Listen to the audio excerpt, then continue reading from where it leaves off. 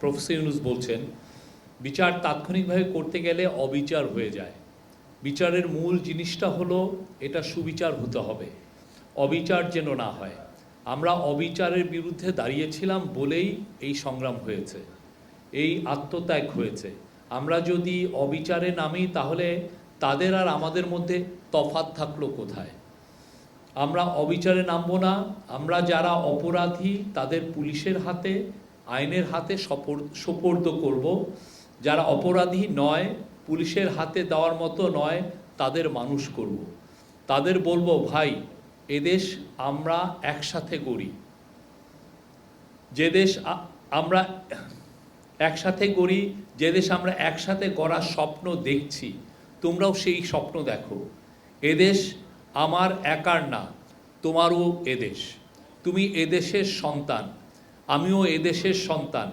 তুমি আমাকে বহু কষ্ট দিয়েছ, আমি তোমাকে কষ্ট দেব না। আমরা একসাথে যত তাড়াতাড়ি পারি এটাকে একটা সুন্দর দেশ বানাবো। যারা অপরাধী তাদের অবশ্যই বিচার করতে হবে, যারা অপরাধী নয় তাদের সৎ পথে নিয়ে আসতে হবে। সারা দেশে সহিংসতার বিরুদ্ধে সবাইকে সজাগ থাকতে হবে। মারামারি করতে থাকলে দেশ এগোবে না, তাদেরকে কৃতকর্মের জন্য ক্ষমা চাইতে হবে, তাহলে জাতি হিসেবে আমরা এগোবো। খুবই পাওয়ারফুল এটা, আমি বলবো যে ওনার তরফ থেকে একটা খুব পাওয়ারফুল মেসেজ অফ রিকনসিলিয়েশন।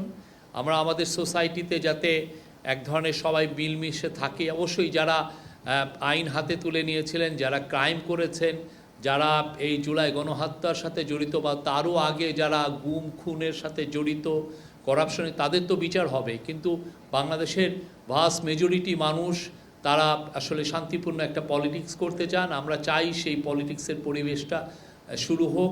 এবং আপনি জানেন সেই আলোকেই এই 15ই আজকে একটা ডিসিশন হয়েছে, 15ই ফেব্রুয়ারি কনসেনসাস কমিশন, ঐক্যমত্য কমিশনের প্রথম মিটিংটা হবে পলিটিক্যাল পার্টিগুলোর সাথে। যেই 6টা কমিশনে যেই রিপোর্টগুলো এসছে সেই রিপোর্টগুলো নিয়ে প্রথমবারের মতো প্রত্যেকটা যারা যারা পলিটিক্যাল পার্টি আছেন তাদের সাথে কথা ডায়ালগটা শুরু হবে।